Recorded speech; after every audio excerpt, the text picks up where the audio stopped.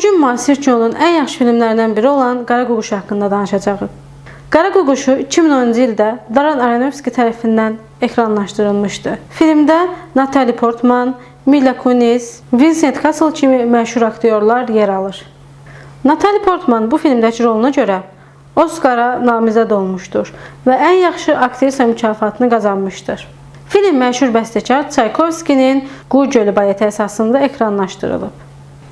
Nina anası ilə yaşayan gənc balerindir. O həmişə öz rəqibləri arasında birinci olmağa can atır. Getdiyi rəqs məktəbi Qu Gölü əsərini səhnələşdirmək istəyir. Bu səbəbdən müəllim Thomas baş rolu olan Ququşunu ifa etmək üçün yeni balerin seçməlidir. Bu balerin həm saf və təmiz olan ağ Ququşunu, həm də bunun tamamilə əksi olan əkiz tayını, yəni qara Ququşunu ifa etməlidir. Qara Ququşu ehtiras və sevgi doludur. Nina və bir neçə nəfər bu rol üçün seçilirlər. Nina Thomas'ın otağına gedərək bu rolu ondan istəyir. Lakin Thomas ağ Ququşu üçün ideal olan Nina'nı qara Ququşu üçün ideal görmür. Çünki onun qədər qaranlıq və ehtiraslı deyildi. Bu səbəbdən Thomas Nina'nı öpmək istəyir. Lakin Nina ona qarşılıq verməyərək dodağını dişləyir.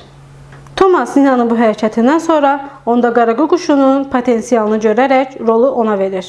Filmin əsas hadisələri bundan sonra başlayır. Nina'nın içində Ququşunda olan qaranlıq və ehtiraslı hisslər yaranmağa başlayır. Bu zaman Nina'nın rəqibi olan Lila meydana çıxır. Beləliklə bu hadisənin gərginləşmə nöqtəsi olur. Filmin sonuna qədər Nina elə bilir ki, bütün şər qüvvələr Lila tərəfindən gəlir. Lakin bu belə deyildi. Nina'nın xarakteri ikiyə bölünərək həm qara Ququşunu, həm də ağ Ququşunu öz içərisində birləşdirmişdi. Lila sandığı xarakter isə özü idi. Filmin digər bir dramatik nöqtəsi isə Nina'nın anası ilə olan münasibətləridir. Nina'nın anası da bir vaxtlar balerin olubdu. O bir balerin kimi qısqancdır. O məşhur səhnələrə çıxıbdı. Lakin qızında olan cəsarəti qısqanır və qızının yerində olmaq istəyir. Çünki o karyerasını bitirərək özünü qızına həsr etmişdir. Qızının peşəkar bir balerin olması üçün əlindən gələn hər şey edir. Lakin balerin qısqanclığı ilə. Nina film boyunca bir sıra halüsinasiyalar görür. Bunların ən ağrı, ən dramatiki isə sonda gördüyüdür. Sonda Ququşunu ifa edərkən qara Ququşunun özünü öldürmə səhnəsində o həqiqətən özünü qırıq şüşə parçası ilə yaralayır. Filmdə Nina'nı özü ilə daxili konfliktə görürük.